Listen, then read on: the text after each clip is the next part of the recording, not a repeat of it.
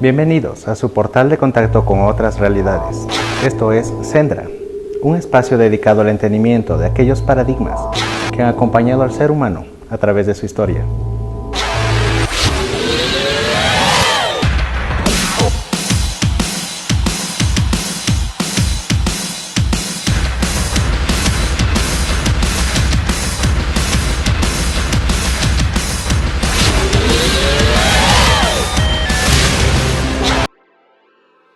En el video post anterior entregué algunas aportaciones de fuentes propias, las cuales pueden resultar muy desconcertantes. Por el carácter de este canal temático, es preciso reforzar el principio por el cual aporto estos datos, y son únicamente con el propósito de facilitar un conocimiento pedagógico general de una ciencia que no se transmite ya, debido a una supresión del conocimiento, que empezó hace varios milenios atrás y que aún continúa. Hasta que el ser humano de la Tierra no se libere de sus propias limitaciones.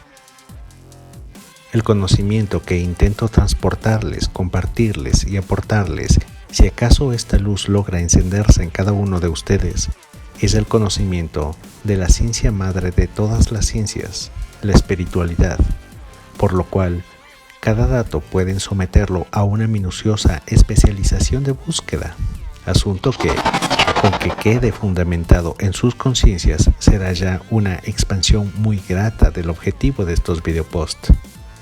Y, cuando logren encontrar los pequeños secretos de cada ciencia expuestos tan sutilmente aquí, estoy seguro sentirán un regocijo de haber discernido por sí mismos a la información que determine cada uno de ustedes como su verdad. Desde mi lado, reitero, para este post vendrán más aportes de fuentes propias. Les había dicho en el post anterior que una supercivilización cósmica masiva de tipo imperial sucumbió alrededor de 2.000 millones de años atrás, la cual empezó a formarse a escala de unidades planetarias en la región de lo que ahora podemos observar como la constelación de Escorpio. Un sector del universo de los más antiguos, o mejor expresado, un sector del universo con las estrellas más viejas, y en el que los primeros planetas y sistemas se fueron creando en sus diversos cúmulos globulares, los cuales además son los más completos, aunque los más arcaicos en su composición química.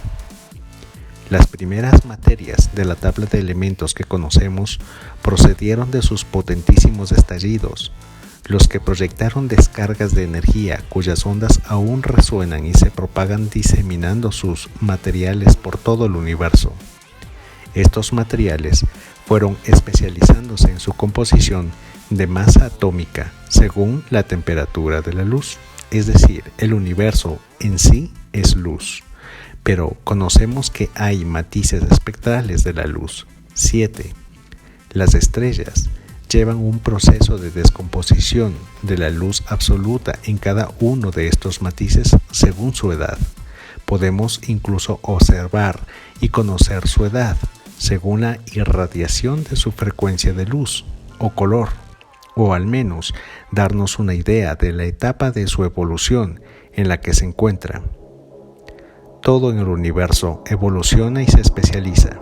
Ya conoceremos más adelante el objetivo por el cual nada escapa a este principio.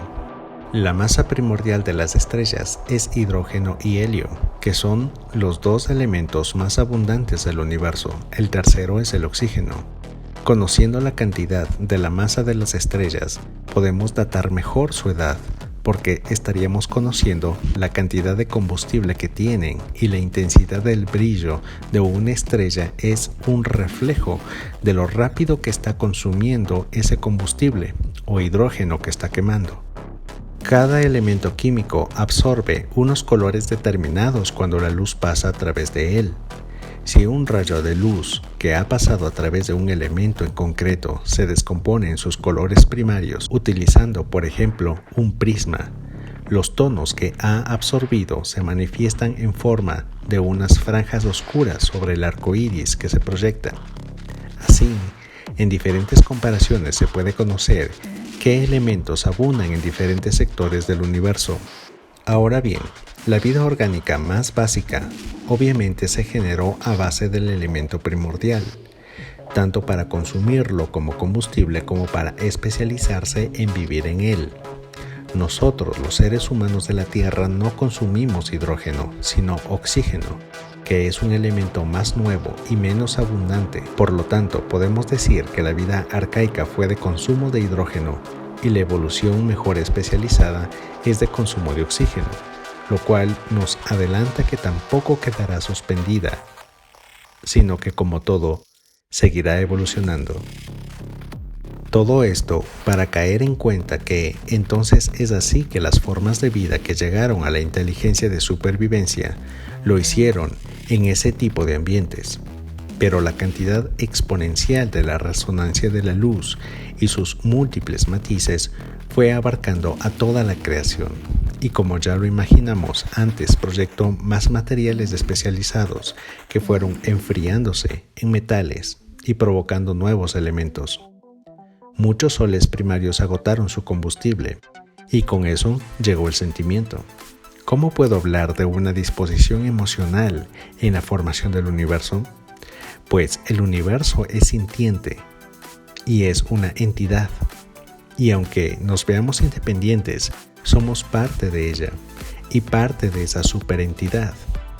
De todas maneras, las primeras estrellas comenzaron a morir y el frío condensó al gas que en su entramado molecular dio como resultado al agua en estado sólido, el cual empezó a viajar proyectado por la fuerza de los estallidos finales de implosión de las estrellas al morir.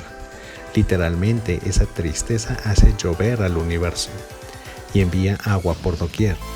El agua es un elemento abundante en el universo. Pero nuevos soles nacen y entregan estos bloques fríos cargados con moléculas de agua a diferentes planetas, distribuyéndolos como si fuera un self-service de vida. En algunos de ellos, estos bloques impactarán con sólidos calientes de estos sistemas nacientes y seguirán generando el festín de la vida. Así llegan los primeros consumidores de este caos gaseoso y líquido que son las plantas.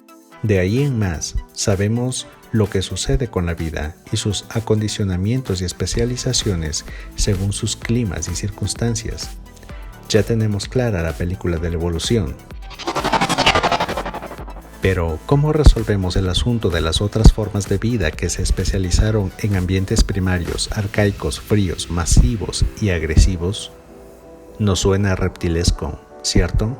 Pues ellos justamente tuvieron una supercivilización de tipo imperial por su gran control del comportamiento y el pensamiento instintivo para sobrevivir, núcleo cerebral que además también los seres humanos poseemos. Al notar que el combustible, aunque siendo el más abundante en el universo, no estaría siempre ahí como único en la vasta creación, advirtieron que las amenazas de seres inteligentes especializados en otros ambientes también llegarían a florecer en el universo. Para esto, además de inteligentes, ya estaban profundamente evolucionados en el aspecto espiritual, por lo que no hubo sorpresas al contemplar que la morfología de las nuevas especies en los ambientes cálidos y con oxígeno, o aún mejor, con dióxido de carbono ya en los componentes de sus bioambientes, seguía un patrón muy parecido al de ellos. Una cabeza, un tronco, extremidades superiores e inferiores, una que otra particularidad menos, pero nada aberrante o distinto.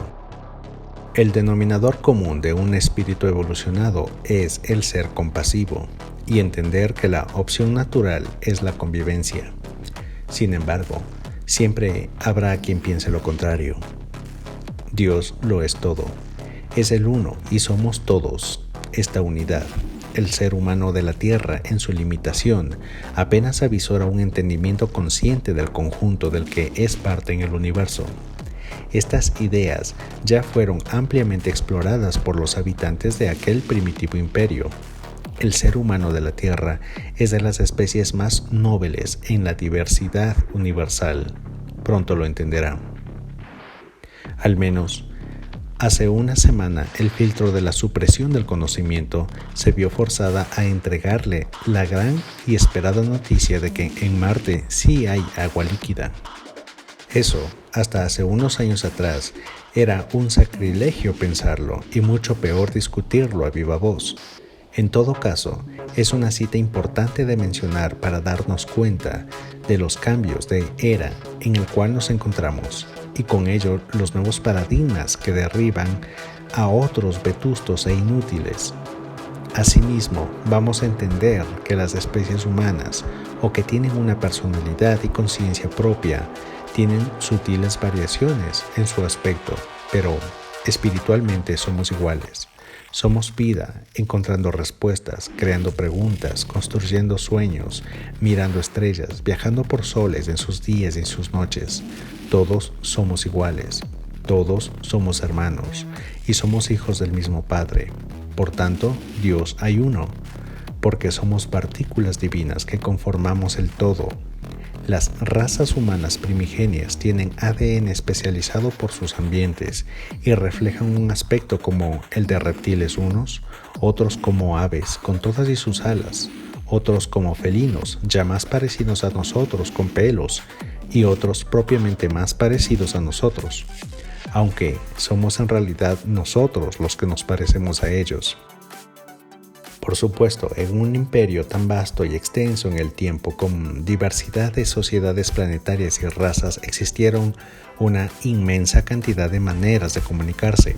En las fases primarias de socialización aparecieron las lenguas como sonidos que debían transmitirse y asimilarse en código mental, desencriptable, para el entendimiento, creando así lenguas. Algunas lenguas, por supuesto, son de escala cósmica, por ejemplo el Coraína, el Ngoa o Tajesu, que eran encriptaciones de sonidos concepto. En bastante desuso cuando se apadrinó a planetas como la Tierra, pues para ese entonces ya no se hablaba, sino que se transmitía como hasta ahora se lo hace en esferas elevadas de comunicación. La transferencia de ideas de manera telepática. Estos primeros humanos no terrestres tan evolucionados y poderosos que incluso llegaron a la Tierra a ayudar en la terraformación e incluso de los nuevos seres humanos no se autodenominaron Anunnakis, sino que esta palabra es una interpretación reciente de una sociedad que intentó llamarlos de alguna manera, y esa manera fue llamarlos literalmente los primeros no dioses, donde Anu es un aproximado de An, que quiere decir primero, Na, que podría entenderse como una negación, y Ka, o Ki, o Kal, que querría decir solares o sagrados. Pero para efectos pedagógicos tomaremos simplemente este denominador para hacer referencia a estos personajes. Recordemos que en el capítulo anterior mencioné que unos seres excelsos de aquel lejano imperio Com evolucionaron tanto hasta el punto en que sus conciencias lumínicas quedaron en la eternidad que nos envuelve aún y para siempre como matices de la luz creadora primordial. 7 es un número a tener muy en cuenta en muchos aspectos que no son casuales. A estos 7 rayos de conciencia les denominaremos ultraterrestres, y son entidades distintas a Dios y superiores a los extraterrestres Anunnakis. Estos últimos, en su labor de primeros guías en los conjuntos civilizatorios humanos, al impartir el conocimiento espiritual, aunque fueron transmitiendo lo mejor que pudieron, ya las interpretaciones terrestres fueron degenerando en sistemas de pensamiento imperfectos denominadas religiones, los cuales florecieron en diferentes ambientes y momentos con devastadores efectos, aunque necesarios. Y esto precisamente es lo que veremos en el siguiente capítulo. ¿Por qué lo malo existe o es necesario? Sendra, su contacto con otras realidades.